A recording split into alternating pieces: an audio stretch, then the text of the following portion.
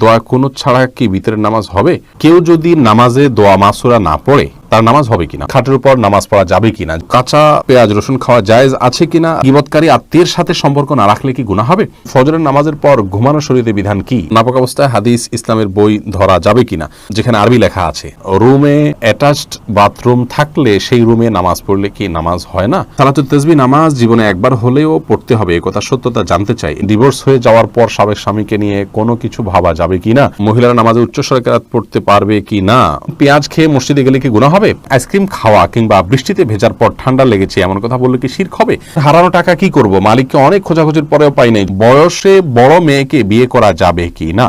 মহিলারা নামাজে উচ্চস্বরে কেরাত পড়তে পারবে কি না এটা জানতে চেয়েছেন মেঘ রহমান। আপনি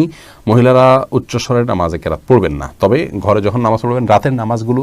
গুনগুনিয়ে তারা অবশ্যই আদায় করতে পারবেন। নাপাক অবস্থায় হাদিস ইসলামের বই ধরা যাবে কিনা যেখানে আরবি লেখা আছে ধরা যাবে, কোনো অসুবিধা নেই। কোরআনে কারীম যদি থাকে শুধু কোরআনে কারীম স্পর্শ করবেন না, এছাড়া ইসলামিক বই পুস্তক সেখানে হয়তো কোনো একটা পাতায়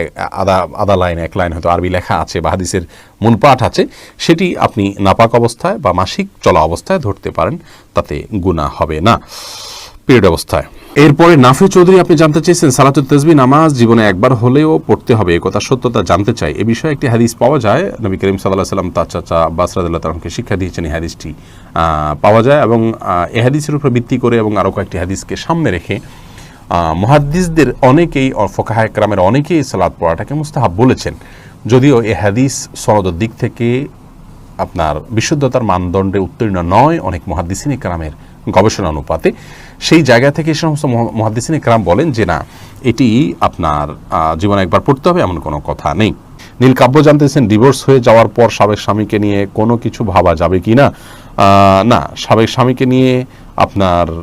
স্বামী স্ত্রী সুলভ যে সমস্ত ভাবনা আছে সে সমস্ত ভাবনা যা করা যায় হবে না, যদি মনে কখনো শয়তান আনেও সেটিকে ভোলার চেষ্টা করতে হবে।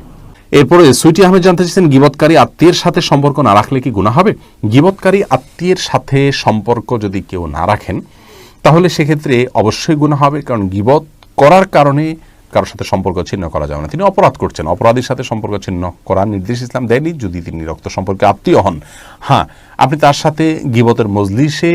যোগদান করবেন না, সেটিকে অ্যাভয়েড করবেন, কিন্তু সম্পর্ক ছিন্ন করা, তার সাথে যোগাযোগ না রাখা, এটা করা উচিত নয়, এটা অতিরঞ্জন হবে, বাড়াবাড়ি হবে এবং আত্মীয়তার সম্পর্ক রক্ষা করা অনেক গুরুত্বপূর্ণ বিষয় ইসলামে। শারমিন নাহার জানতে চেয়েছেন নামাজের শেষে জায়নামাজ সালাম করার এবং তাসবিহ তেলাওয়াত করতে চুমু দেওয়ার বিধান কি? নামাজ শেষে জায়নামাজকে সালাম করা কিংবা তাসবিহ কোরআন তেলাওয়াত এগুলোকে আপনার চুমু দেওয়ার কোনো বিশেষ প্রয়োজনীয়তা নেই, বরং এগুলোকে যদি কেউ সিস্টেম মনে করেন, এগুলোকে যদি কেউ তেলাওয়াতের আদব শিষ্টাচার হিসেবে বানিয়ে নেন, নিয়ম বানিয়ে নেন, তাহলে সেটি বিদআতে পরিগণিত হবে। আমরা যে জায়নামাজে সিজদা করলাম এটার সাথে আমাদের চুমু খাওয়ার বা এটার প্রতি শ্রদ্ধা দেখানোর মতো কিছুই নেই।